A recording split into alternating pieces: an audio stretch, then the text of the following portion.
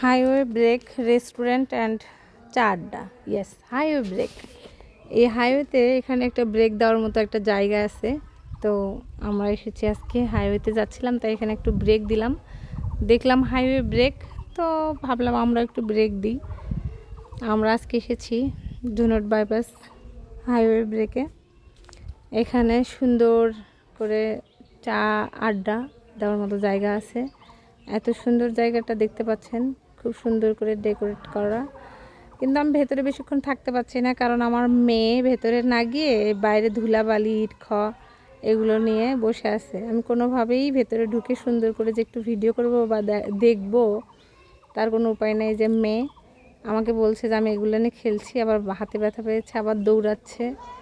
এখন এখানে এই হাইওয়ে, আর এই হাইওয়েতে আমরা একটু ব্রেক দিয়েছি। সোহার বাবা বললো যে আমরা একটু ব্রেক দিই, দেখি এখানে কি কি পাওয়া যায় বা কেমন কি, যার কারণে আমরা ব্রেক দিলাম। কিন্তু হাইওয়ে হওয়ার কারণে আমার মেয়েকে বাইরে রেখে যে আমি একটু ওখানে বসবো, তার কোনো উপায় নেই। মেয়ে বাইরে খেলতেছে, এই রোদ গরমের মধ্যে সে বাইরে খেলতেছে।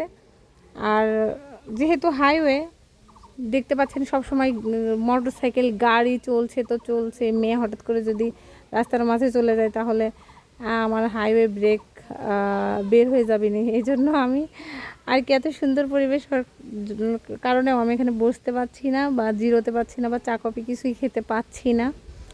খুব সুন্দর একটা জায়গা। একবারের ভেতরে আসছি, একটু দেখছি, আবার বাইরে চলে যাচ্ছি বারবার, কারণ মেয়ে আছে। মেয়ে এই যে দেখতে পাচ্ছেন আপনারা, বাইরে আসছে, ভেতরে যাচ্ছে।